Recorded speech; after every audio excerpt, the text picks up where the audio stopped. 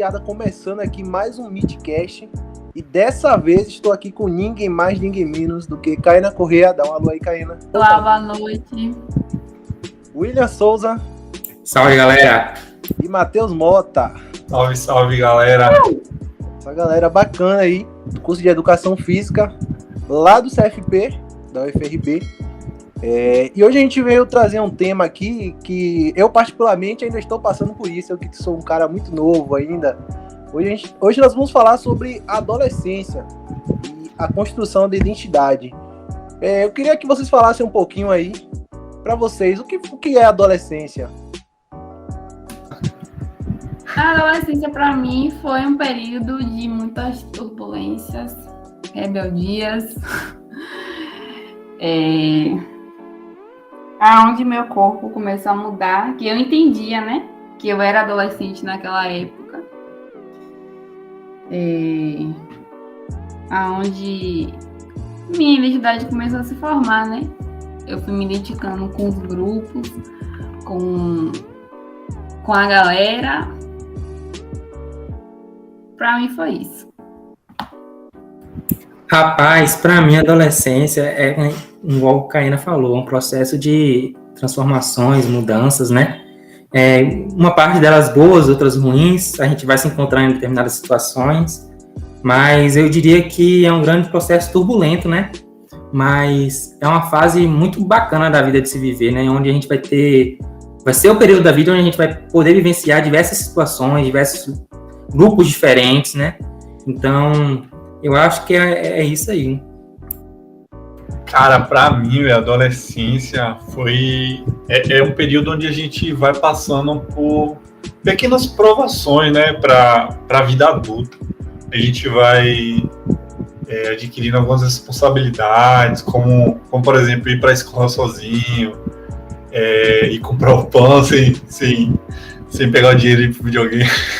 Ficar sozinho em casa. E a adolescência, para mim, eu percebi realmente que eu estava virando adolescente, que eu estava nesse período quando eu fui pro ensino fundamental 2, né? E aí ia começar já com a relação que a gente tinha com a professora. No fundamental 1, a gente chamava a professora de tia, a professora era uma professora pro período inteiro, e a gente tinha uma relação mais como mãe, né? E às vezes eu até cheguei a chamar a professora de mãe, fiquei morrendo de vergonha no dia. Eu passei o dia todo envergonhado, cabeça baixa. E aí, quando a gente chega no ensino fundamental 2, já, não chama ela de tia, que ela não gosta. Vários professores, né, durante o período, e o professor quase não tem relação com você. Quer dizer, sempre tem, mas é uma relação bem menos intensa como era no ensino fundamental 2, né? E a gente vai cada vez construindo mais essas relações com as pessoas, e são várias pessoas já agora, não é mais aquele pequeno grupo, né? A gente começa a se relacionar com mais pessoas e como eu já tinha falado, aumentando as nossas responsabilidades, né? Eu acho que isso que o Matheus falou é preponderante, mas identificar quando a gente vira adolescente mesmo é meio complicado, porque eu, por exemplo, eu me recordo bem, acho que da passagem do 9º ano para o ensino médio, mas isso eu tinha o quê? 13 para 14 anos na época. Entrei no ensino médio 14 anos, então, claro que no período da adolescência foi antes, mas acho que a data que ficou para mim é isso, né? Eu acho que uma data marcante também é quando começa a nascer, para mim pelo menos, quando começou a nascer os pelinhos no cavanhaque, os pelos pubianos. Eu acho que tem essa fase também que é marcante. Eu particularmente descobri que eu estava na adolescência quando minha mãe começou a dizer que eu estava irritante. Então, quem concorda aí, pessoal, aí no chat vai comentando aí, porque na adolescência a gente sabe que a gente fica um pouquinho mais irritante, né? Aquele temperamento, a gente sempre tem aquelas alterações de humor. E minha mãe me disse que eu era adolescente até eu sair de casa, né? Então, eu acho que ainda continuo sendo um pouquinho adolescente, mesmo um pouquinho longe dela. Rebelde, né? Esse período da adolescência é um pouco... É bastante complicado, na verdade, né? Eu acho que quando algum parente identifica também que, a voz de fulano engrossou, a voz de William engrossou, Já tá virando adolescente. Sim, também como o William falou, o crescimento dos pelos. Eu, particularmente, na minha adolescência, eu me sentia muito incomodado, principalmente com pelos nas pernas, nas axilas. Eu sempre me depilava o máximo possível, porque eu me sentia muito incomodado com isso. Inclusive, eu fiz minha mãe comprar máquina de cabelo pra mim, pra eu poder raspar as pernas pro baba e a galera não ficar gastando. Então é um período muito complicado, porque tudo te afeta de uma intensidade muito alta, né? Vocês concordam? Sim, com certeza. Para mim também, um momento em que eu me identifiquei como adolescente foi justamente esse momento que meu corpo começou a mudar. Meu peito, os pelos também, o interesse pelo sexo oposto, né? A vaidade, começou a usar lápis, querer fazer sobrancelha, essas coisas. E a gente confunde muito essa questão da puberdade com a adolescência, né? Que são coisas diferentes, mas que eu mesmo, quando eu era adolescente, no período que eu me senti adolescente, foi o período onde meu corpo foi mudando. Muito bem colocado por Caína aí. Eu queria saber de vocês, e tem essa diferença mesmo? A puberdade é diferente da adolescência? Os dois estão vinculados? Porque assim, às vezes pra gente que vê de longe assim, não tem um conhecimento na área, é bem complicado, né? Normalmente a gente vê os dois juntos, então a gente acaba sempre vinculando, né? Então, cresceu um pelinho ali e já é adolescente e tal. Como é essa situação? É diferente? São coisas iguais? Então, Ronald, eu ia até comentar sobre isso, porque como vocês falaram aí que perceberam que era adolescente que estava passando por essa fase quando começou a aparecer pelo e tal. E assim, até hoje eu tenho dificuldade em ter pelos, principalmente no rosto. Tem que passar remédio para ver se cresce e ainda assim não cresce. E assim, para mim foi muito tardio, né? Essa questão de aparecer pelos, principalmente em partes mais visíveis assim, do corpo, né? Para outras pessoas. E realmente tem essa diferença, né, entre a puberdade e a adolescência, que a gente acaba às vezes misturando esses dois conceitos, né? A puberdade é uma coisa natural e universal para todos os humanos, né, que vai passar por essa fase. E a adolescência é mais uma construção mesmo psicossocial, né, uma coisa mais que acontece de diferente forma em diferentes regiões, diferentes épocas, diferentes locais. Então, assim, hoje a gente tem a adolescência como, e desde da Revolução Industrial, né, a gente tem a adolescência como um período ali de aprimoramento, né, tanto para o mercado de trabalho, como hoje agora também para o mercado de trabalho, mas também para a faculdade, para a vida adulta, que é cada vez mais complexa e mais precisa de ser mais especialista do que antes, né? Sempre vai evoluindo. E a gente ainda tem em diferentes povos ritos de passagem diferentes, né? Eu tava olhando esses dias e aí eu vi um pessoal ali da ilha, uma ilha que tem no Pacífico, que eles se jogam de um lugar bem alto, assim. O lugar já é completamente precário, né? Tudo amarrado assim com cipó, e eles se jogam de lá de cima de cabeça. Amarrado também pro cipó, e tipo, é uma altura assim de, sei lá, 6, 7 metros de altura. E aí esse é o rito de passagem, né? É o desafio que eles têm que passar. Claro, além de todo o resto da cultura deles, tem esse rito de passagem. Tem outros também, como na Amazônia também, que tem aquelas luvas que os adolescentes, né, da aldeia. E aí, quando a gente fala adolescente, a gente não está necessariamente dizendo que essa pessoa já tem 18 anos, já tem 20 anos. Ela, dependendo da época que ela cair ali vai acontecer esse ritual, ele vai, independente se tem 14 anos ou 20, que eles colocam a mão dentro de como se fosse uma luva cheia de formigas gigantescas, que a mordida chega a doer um dia inteiro, 24 horas, e dançam com essas luvas por 10 minutos, entre outros, né?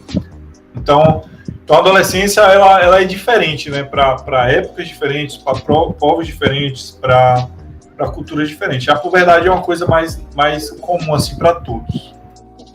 O Matheus falou aí sobre a tribo, né? A tribo Sataré Mauê. Até pedir desculpa, né? A minha última convidada aí, a professora de educação indígena, né? Que comentou um pouco sobre isso. Então quer dizer então isso está meio que desassociado, então, né? Então, é o que vocês estão me dizendo. Porque, não necessariamente. Não, eles acontecem ali na mesma época, mas eles... E para colaborar com o Matheus, a gente poderia dizer que a pessoa pode virar adolescente antes da puberdade, né? Ela pode assumir determinadas responsabilidades, às vezes ela já começa a trabalhar para ter que sustentar a família, então ela vai vivendo outros ambientes, já vai tendo uma postura mais, entre aspas, como é que a gente vai dizer, uma postura mais formal. Então, essas posturas, a gente pode dizer que aquela entre aspas, criança, a pré-adolescência que a gente chama, né? Aquela criança está virando adolescente e ela não entrou na puberdade ainda. Então, a gente pode dizer isso, né? Que a adolescência pode ir antes da puberdade. O compromisso e a responsabilidade vem antes, né? Desse período de puberdade. Sim, com certeza. Como o Ronald perguntou, né? A puberdade e a adolescência, eles não são a mesma coisa, mas eles podem estar acontecendo ali ao mesmo tempo, ou também, como o Ilha falou, em momentos diferentes, né? Na verdade, a adolescência, quase certeza que vai passar sempre ali pelo período da puberdade, mas os dois, um se relacionam com o outro, mas ao mesmo tempo não são a mesma coisa. Certo, bacana. Então a gente entendeu, assim, essa parada, então é porque como tá acontecendo ali ao mesmo tempo, né, então acaba que as pessoas vinculam a mesma coisa, né, como sendo a mesma coisa, mas e como é que a gente deixa de ser adolescente? Como é que vocês têm, qual a visão de vocês sobre isso? No meu ver, isso pode variar bastante, né, de cada pessoa. Eu acho que as próprias atitudes nossas enquanto adolescente varia muito do local que a gente vive, das nossas experiências, do ambiente. Então, quando a gente deixa de ser adolescente, geralmente, eu acho que coloca ali dos 18 aos 21 anos, mas isso varia muito de cada pessoa. Se você fosse perguntar para mim mesmo, eu ainda acho que eu tenho um 10% de adolescente ainda. E eu tenho 23 anos, então eu não me considero 100% adulto, entendeu? Algumas atitudes minhas eu acho que eu considero de adolescente ainda. Eu não sei se os colegas vão concordar comigo aí. Para mim, existe, né, uma fase de transição entre a adolescência e a vida adulta. E para mim, quando eu deixei de ser adolescente, passei, né, a essa fase adulta, é onde criou-se mais responsabilidade. Não moro mais na casa dos meus pais, tem conta para pagar, boleto está chegando, a responsabilidade aumenta. Para mim, nesse momento, onde essa responsabilidade aumenta, é aquele período onde a gente vai deixando de ser adolescente. Então, é assim, os boletos vão chegando e a adolescência vai indo, né? Porque minha mãe ainda tá dizendo que eu ainda sou adolescente, até eu sair de casa, hein? Então, acho que é quando os boletos começam a chegar que a adolescência vai indo embora. Hein, Matheus? A gente vai adquirindo ali responsabilidades. Ficou muito claro, assim, pra mim, quando... Talvez eu tenha deixado de ser adolescente, eu ainda me considero adolescente, tô morando aqui com meus pais ainda, né? Mas... foi quando eu fui realmente morar sozinho, né, quando eu fui fazer faculdade, que eu comecei a assumir todas as responsabilidades, desde arrumar casa, fazer comida, até pagar as coisas, as contas de casa, trabalhar também para poder fazer com que tenha dinheiro, né, dentro de casa para poder pagar as contas. Então, é claro que isso vai acontecendo com o tempo, né? E também, no meu caso, e no caso de muita gente, como provavelmente de Oilha, foi ou vai ou racha, velho.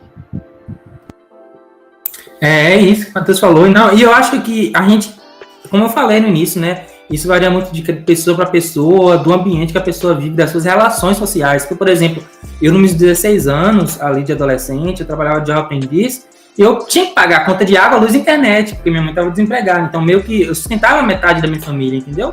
Então, eu não atribuo muito isso à questão de boleto, mas é relevante isso que a Caína falou.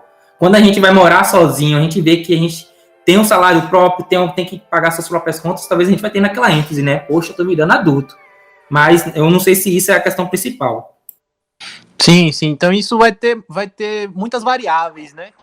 Agora vamos sair desse assunto um pouco mais técnico. Eu quero perguntar a vocês aqui uma pergunta mais complicada, hein?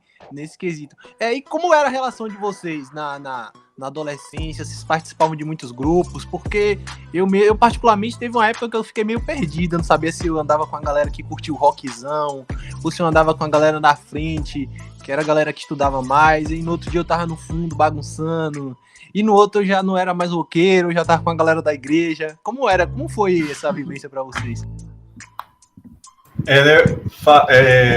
Comentando aqui sobre esse negócio aí de às vezes andar com a galera ali que senta na frente, às vezes com fundo.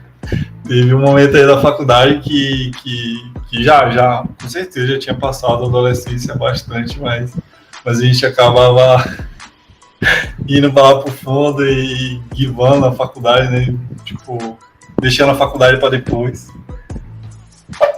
Eu acho que isso é importante, porque isso da identidade a gente vai modificando, né?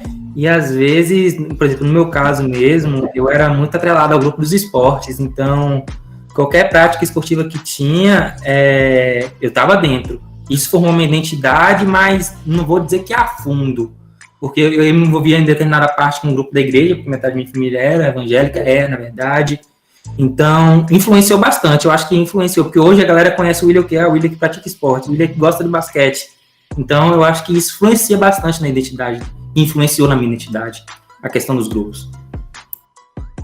Com certeza, os grupos influenciam bastante. Matheus falando aí, eu lembrei da época que eu ficava meio perdida também. Se eu ficava com as patricinhas, com as nerds, pra tirar nota boa ali, ou se eu ficava com as pivetas do fundo. E isso, né, influenciava de alguma forma. Na igreja também, como eu nasci num lar evangélico, como a igreja influenciou, né, sobre a minha formação de identidade. Como o William comentou aí, mas vocês acham que essa relação de vocês assim nos grupos, vocês acham que interferiu assim na formação da identidade de vocês? O William já falou um pouco sobre isso, Caína também. E você, Matheus, como é que você acha? Você acha que influenciou na formação da sua identidade? Eu acho que com certeza, com total certeza. Eu como William, eu participei de bastante grupos assim de esporte. Eu fazia parte de uma escolinha de futebol por um grande período da minha vida e era tipo todo santo dia com aquele compromisso e não é fácil, né? Às vezes você ia para lá e estava já exausto, mas o professor ali queria, o treinador queria que você se exaurisse ainda mais. E todo santo dia, né? Como também com karatê e tudo mais. E eu acho que esses grupos, não só assim pela convivência com as pessoas, pela relação que eu tinha com as pessoas, que era uma relação mais focada mesmo, uma relação mais focada no objetivo que a gente estava ali. Eu construí, pelo menos na minha visão, né, uma identidade muito assim de perseverança, né, de ir para cima, para a luta, para conseguir as coisas que eu quero e sem abaixar a cabeça, né? Eu acho que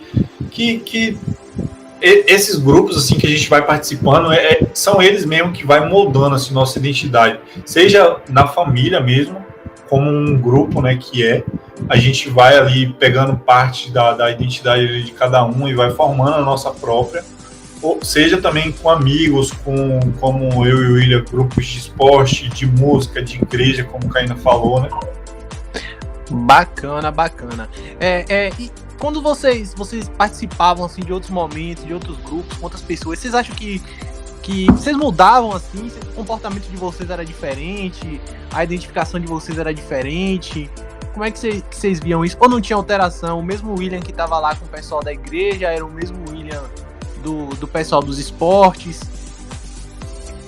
Rapaz, assim, era de diferente em determinados grupos, sim. Às vezes até no grupo dos esportes mesmo. Então, porque, por exemplo, só para dar um exemplo aqui, A galera do handebol e do futsal, a galera era mais festeira, né? Que terminava um jogo, um campeonato, a galera ia curtir.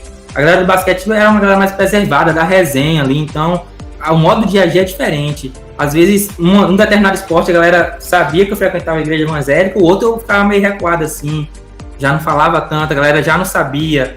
Então, as atitudes eram diferentes, na igreja também, na própria família, dentro da escola, né? Quando a gente dá aquele salto do ensino fundamental para o médio, a gente passa a agir diferente em determinados grupos, então tem muito essa perspectiva, assim, de a gente agir diferente, pelo menos no meu caso, de agir diferente em determinados grupos. Assim, como o Ilha falou aí, né? Grupos diferentes a gente acabava agindo diferente. Eu lembro que quando eu ia para algum campeonato, né, de futebol, tipo, a galera era bem assim pra frente mesmo, tá ligado? De queixar as gurias tudo que tava lá no estádio, de caçar festa, de beber até. Na época eu era, tipo, tinha o quê? Sei lá, 15 anos, a galera já ia pra procurar cachaça pra beber. E já no karatê, totalmente diferente, um negócio mais centrado, mais... Claro, tinha a zoeira e tudo mais, mas com total certeza não era nem perto, assim, do pessoal do futebol. Mas assim, William, tipo, tu achava, assim, que essa forma de agir era... Tu agia diferente para ser aceito, ou era, tipo... Porque, assim, eu tô falando que esses grupos, né, que participavam de esporte, o futebol e o karatê, eram grupos extremamente diferentes, né, tipo... Mas ainda assim, eu sempre era na minha, tipo, eu não tentava, assim, seguir a galera do futebol, por exemplo. Eu ficava mais que nem a galera do karatê, estando no campeonato de futebol, estando no campeonato de karatê. Tu chegava a agir diferente, assim? Cara, agia sim, porque era aquela muita preocupação que os outros pensavam, né, sobre mim em determinadas situações. Um lugar eu ficava mais acanhado, em outro não. E... agia diferente, sim. E você falou uma coisa da questão da galera do futsal aí, e aí você vê como é que a gente age diferente, né? Por exemplo, a galera do basquete é uma galera mais aconselhava, não, você vai fazer isso, que isso vai se dar bem, pensa no seu futuro, isso e aquilo. Quando eu ia pro campeonato com a galera de futebol, aí eu já cheguei a assaltar hoje é engraçado falando, é claro, que eu fico até dando risada disso, eu já aceitei assaltar garrafas de licor com a galera de futebol, entendeu? Pra gente tomar depois do campeonato, numa concessionária que tava lá. Naquela época, eu tinha 15 anos, tava achando super maneiro e tal, sem saber que era errado. A galera do basquete era a galera que aconselhava mais, que falava de pensar no futuro, isso e aquilo, entendeu? Tem muito aí que você falou e eu acabei me recordando. Mas e tu aí, Caína? O que você achava aí? Você se preocupava muito com o que os outros pensavam em você? Você agia diferente nos grupos da igreja, da escola? Como é que é essa situação aí? Com certeza, eu acho que todo adolescente já passou por uma fase assim, onde ele se comportava de uma forma em um grupo, por exemplo, na igreja mesmo, até na forma da roupa, né? Como é que o grupo influencia. Na igreja era uma roupa, na escola, com os amigos, era uma roupa, o estilo de música e tudo, né? A época de RBD mesmo, no grupo de rebelde, botava um short com o casaco amarrado na cintura, dizia que era rap, que era hip hop, como influenciava, né? E já na igreja era outra Caína, era a santinha, que o povo chamava, e com a família também, já agia de outra forma. A gente percebe como os grupos têm influência grande, principalmente em adolescentes que está na construção da identidade. Agora sim, galera, tipo, eu falei, né, que eu não me comportava diferente nos diferentes grupos, pelo menos que eu me lembre, né? Talvez eu não me recorde agora, mas assim, ainda assim, eu ficava muito preocupado com o que os outros pensavam. Por exemplo, essa questão mesmo do futebol. Que, por exemplo, na época tinha o quê? Eu não lembro, eu acho que era tipo 15, 16 anos, que o pessoal ia queixar as gurias e tudo. E aí eu ficava tipo, mano, pô, eu não quero fazer isso agora, tá ligado? Mas os caras perguntavam, pô, eu pego todo mundo, pô, só não quero pegar agora. É a pressão, né? A pressão que a gente sente às vezes, né? A preocupação que os outros falam, às vezes a gente não tá no momento certo daquela situação, mas... Epa! Se for menor, não beba. Não siga os conselhos de Matheus e William, hein? Mas deixa eu te perguntar, Matheus, tu acha que esse teu comportamento já de não sentir a necessidade de mudar totalmente porque você estava com outro grupo, você acha que já tinha relação com o fato de você já estar construindo uma identidade sua, não tá sentindo mais tanta necessidade de se comportar como os outros?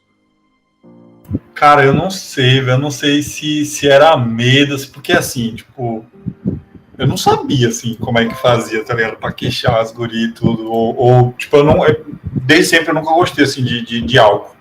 Mas eu não sabia se era isso, e aí eu ficava preocupado com o que a galera ia pensar, porque imagina, chegar na guria e, tipo, falar, sei lá, dar aquelas cantadas bem chula mesmo. E aí os caras ficaram rindo da minha cara. Eu acredito que era mais isso mesmo, do que uma identidade mais formada. Porque eu lembro que depois dessa época ainda aí, tipo, eu era influenciado muito, assim, por bastante coisa. Eu lembro que na época do rock, que eu comecei a ouvir rock mesmo, eu queria andar que nem roqueiro, eu queria me parecer com roqueiro, eu queria, tipo, mostrar mesmo que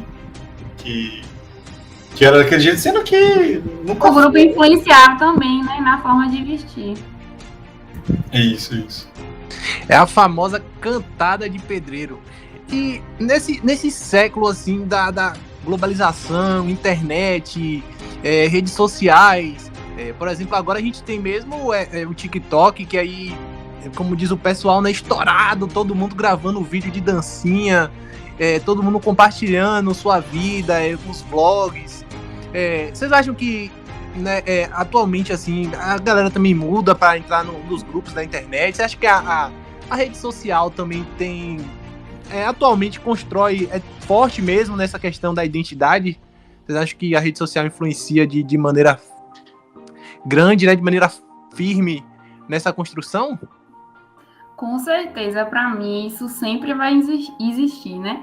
O adolescente, ele sempre vai querer se encaixar em algum grupo, seja no que tá bombando ou não, seja de forma na internet ou pessoalmente mesmo. Para mim, isso sempre vai existir. E agora, então, nesse momento onde o Instagram, onde o TikTok tá tão em alta, né?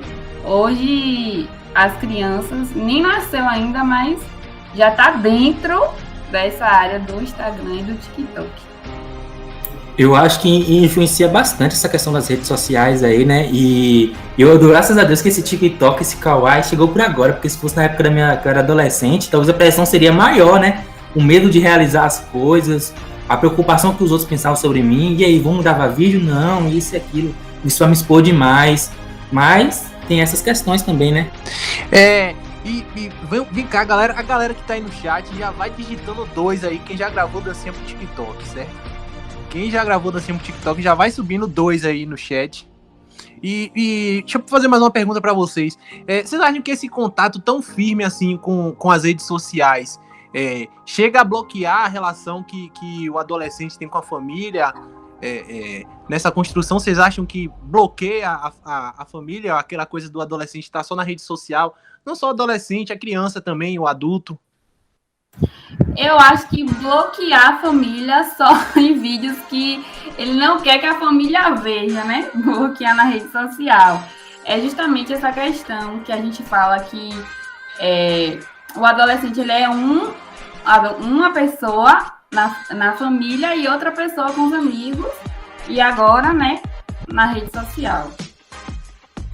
Então, no meu caso, como eu nunca fui assim muito de me expor assim, nas redes sociais, eu me sentia sentia a necessidade de estar ativo na rede social, somente na época do Facebook, porque no Facebook a gente compartilha as coisas, né, e você acaba sendo ativo sem precisar se mostrar, porque eu sempre tive uma baixa autoestima,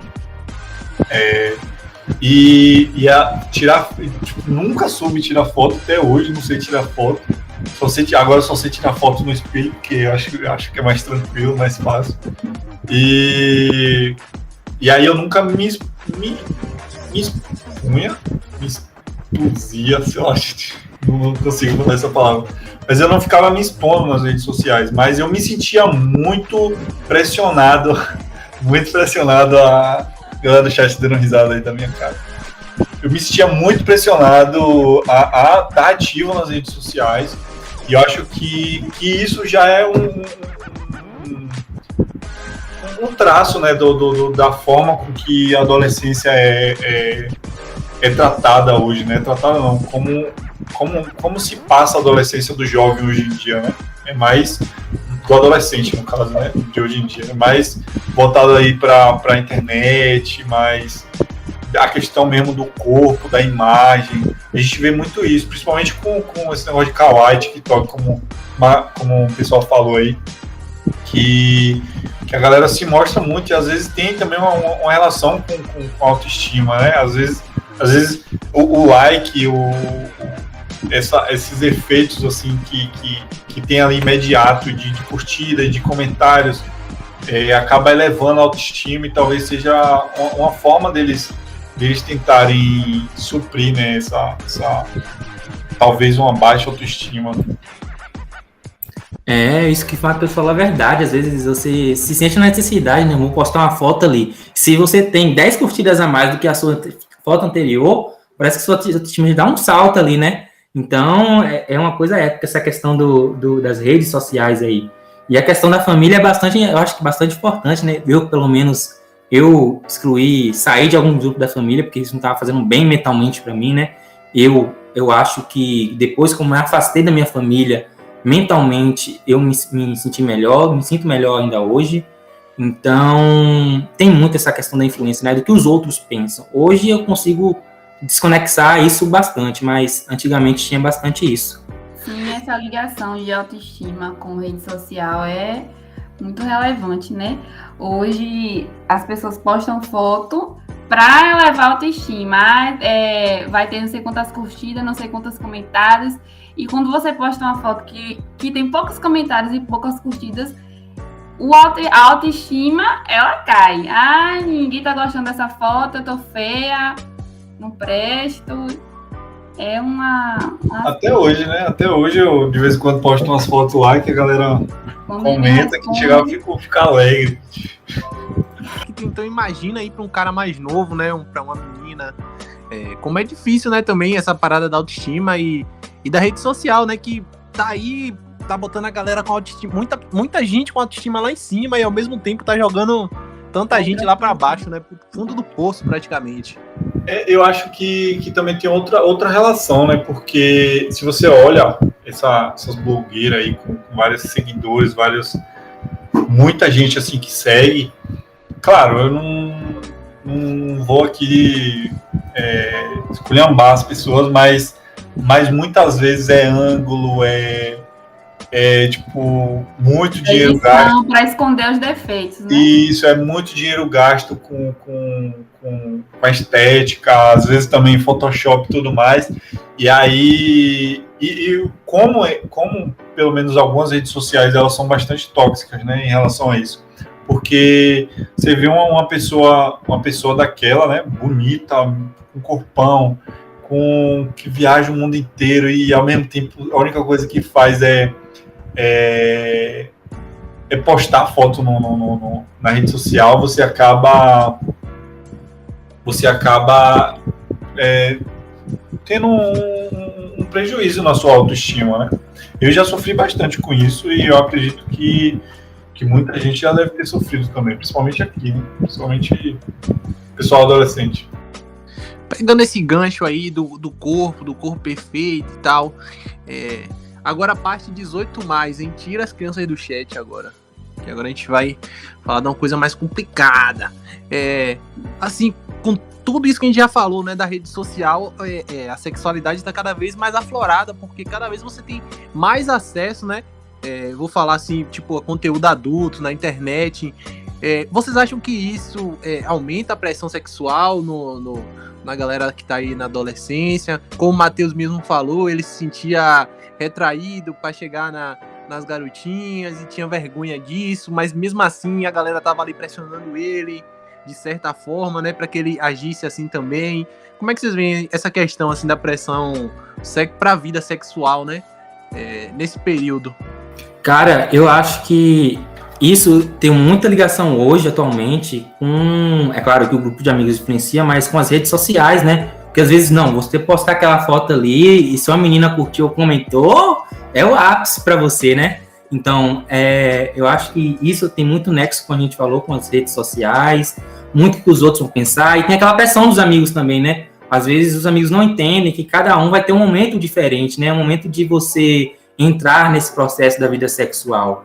Então, mas eu acho que eu discordo um pouquinho de você, Ronald. Eu acho que esse negócio de 18 mais, que esse papo tem que ser trazido um pouco mais, até pra galera se prevenir, né? Se vê a gente tantas meninas grávidas aí na adolescência, então talvez se esse papo viesse um pouco antes. É claro que eu não estou falando de produtos sexuais, mas essa questão da vida sexual, se os pais conversassem mais com os filhos, talvez a gente teria menos adolescentes grávidas nesse período, entendeu?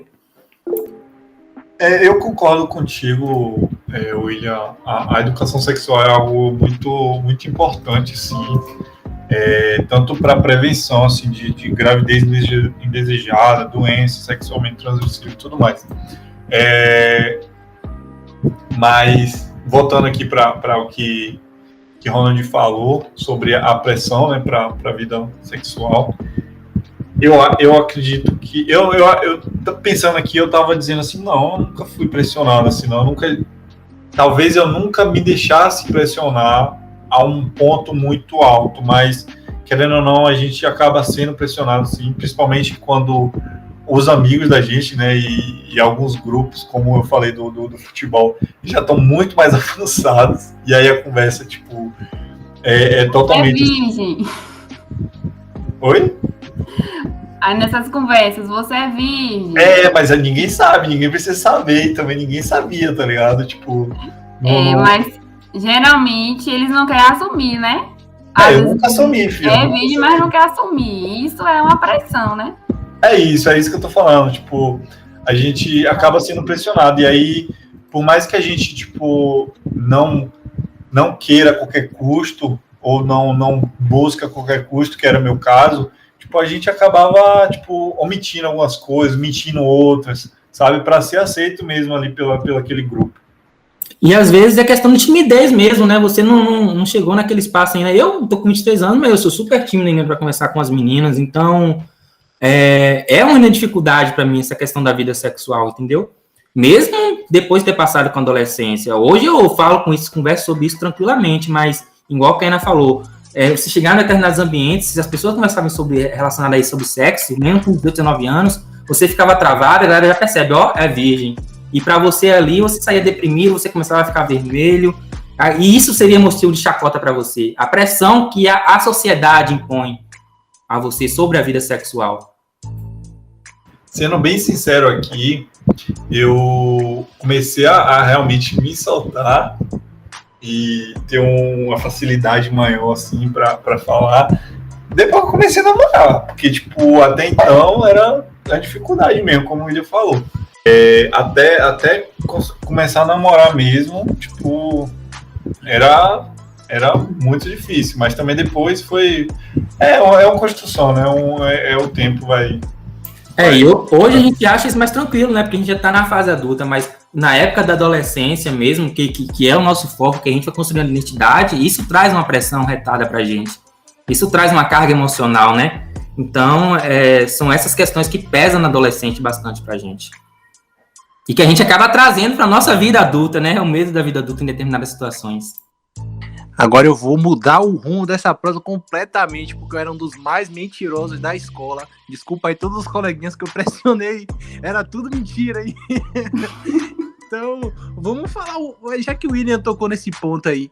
E o medo da vida adulta, hein? Como a gente falou, quando vai vindo os boletos, vem vindo a preocupação, vem vindo o medo, as coisas, né, que a sociedade impõe pra gente assim, com 26 anos você tem que estar formado, já tem que estar na sua casa, tem que ter sua graduação, tem que ter sua vida, mas eu e sua mãe com 26 anos já tinha 3 filhos, 2 cachorros, 2 casas, e como é que vocês veem isso aí do medo da vida adulta? Porque pra mim também é uma coisa que me chocou bastante, assim, quando você sai pra você ter o seu, né? Então como é que vocês veem isso aí? Já que o William tocou nesse ponto, né? Cara, pra mim foi até hoje, na verdade, é uma coisa muito complicada, porque eu sempre fui considerado assim, inteligente, tipo, como é que não tenha sido, né? Tipo, as pessoas me viam como inteligente, como uma pessoa assim que teria um grande futuro e isso não demoraria. E aí saí da faculdade, eu faço nerd, né? Como o pessoal tá falando aí. E aí eu saí da faculdade, do ensino médio, já entrando na faculdade, tipo... Já entrando na faculdade, e aí eu já tinha já os planos, assim, sabe? Tipo, tem que terminar a faculdade em 4 anos. E depois que sair da faculdade, eu vou fazer isso, não sei o que, não sei o que. Gente, quando eu cheguei na sala de aula que eu peguei cálculo 1, eu não sei se você já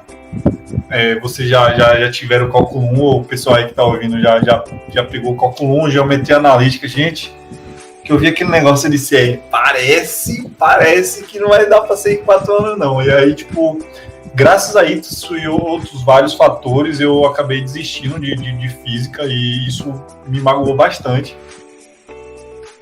Eu fiquei um tempão, assim, bem triste, assim, sobre isso. Tipo, eu já queria, antes de sair de física, eu já queria entrar em educação física.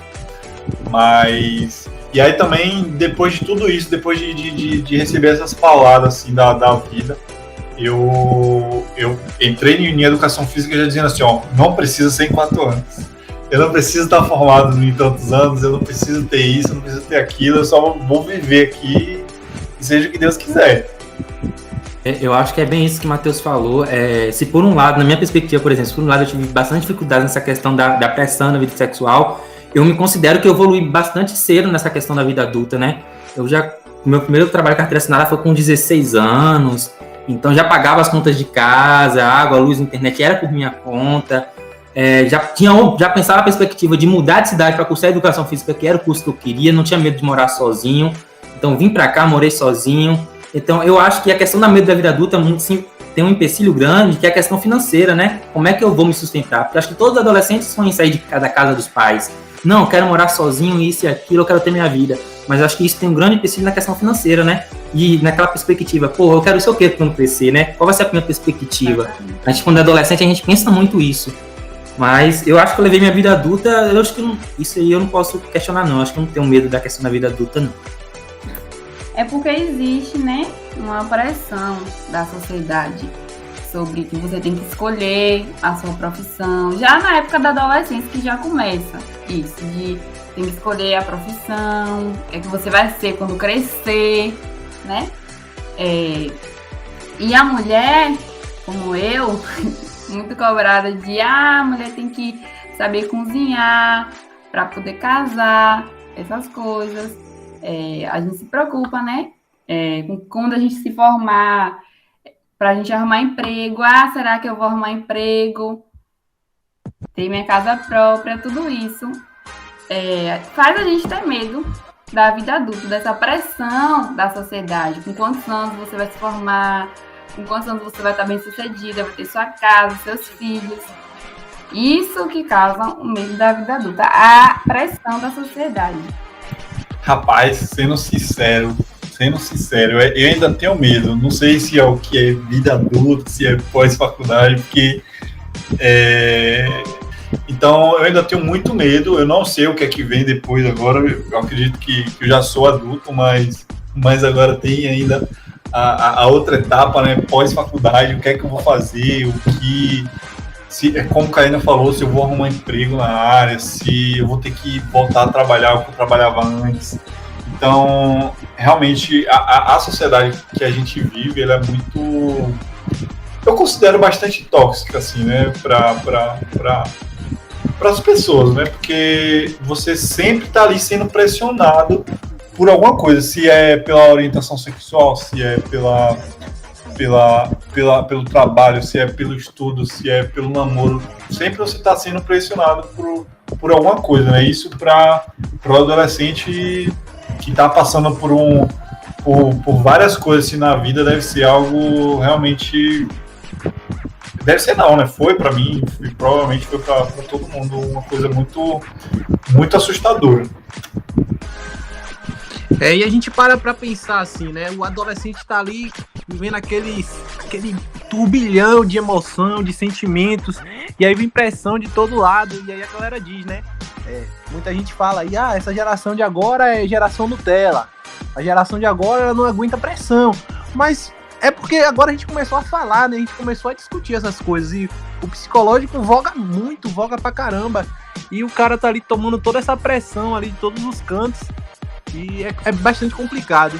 Então vocês acham que, pra gente concluir aqui, então isso tudo aí que a gente falou sobre todos os assuntos, vocês acham que é tudo isso junto que constrói a identidade, a sua identidade? Se tem mais algo que vocês queriam acrescentar?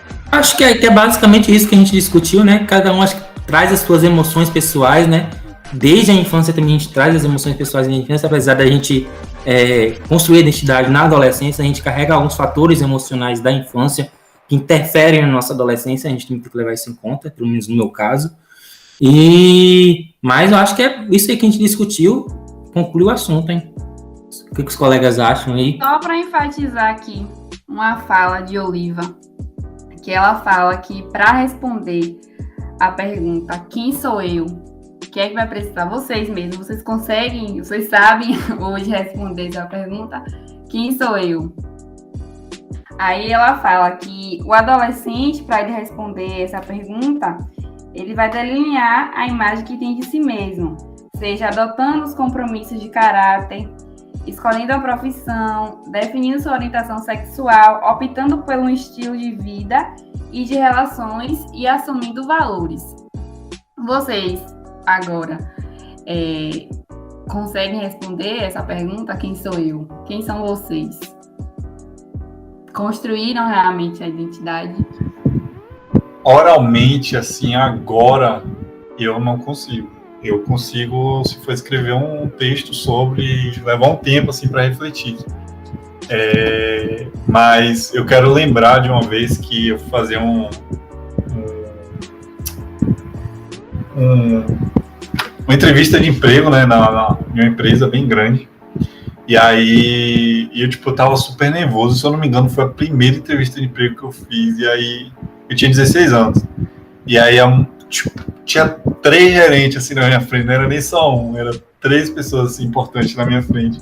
Aí perguntaram, assim, existe 3 defeitos e 3 qualidades suas.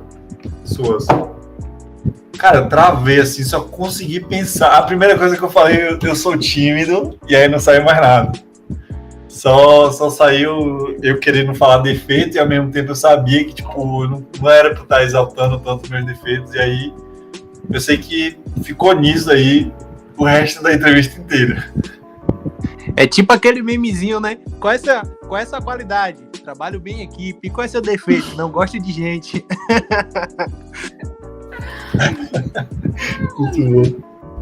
Isso que a Kainá falou é meio complicado mesmo, mas eu concordo com o Matheus. A gente tem bastante dificuldade, né, de definir os defeitos e qualidades, falar sobre si. Eu também concordo com o Matheus. Acho que fica muito melhor é muito difícil a gente falar sobre si. Por exemplo, na perspectiva de mim, acho que eu diria o quê? A perspectiva que acho que todo mundo pensa, né? Eu sou um cara tímido pra caralho, mas que corre atrás das coisas, sempre tenta falar bem em público, tenta expor as opiniões. Eu acho que é basicamente isso, mas é bem naquilo na perspectiva que o Matheus falou. A gente tem a dificuldade de definir os defeitos da qualidade, né? O que eu falei aqui é muito pouco, é muito reduzido ainda do que é realmente o William. Pergunta dificílima aí de Caena. É realmente muito difícil responder isso. Eu vou até chamar minha mãe aqui para ela poder me ajudar nessa resposta, que eu acho que é quem pode falar melhor até do que eu sobre Seria mais fácil. Então, galera, muito obrigado todo mundo que está aí ouvindo, todo mundo que deu essa audiência a gente. Fico muito feliz em ter essas 3 pessoas maravilhosas aqui. Então, muito obrigado, Matheus. Muito obrigado, Caena. Muito obrigado, William. Se vocês quiserem deixar mais alguma fala aí pra gente finalizar? Só agradecer, né, pelo carinho desse chat aí lindo, essa galera aí que tá ouvindo a gente, muito obrigado pela atenção. Esse é o pessoal, né, e precisar, tamo aí, é só chamar. É isso aí mesmo, agradecer pelo convite, pela parceria, tamo junto. Então, a gente fecha aqui o Meetcast e chuvinha de palmas aí no chat, aí todo mundo spamando a palminha aí no chat. E tchauzinho e até o próximo Meetcast.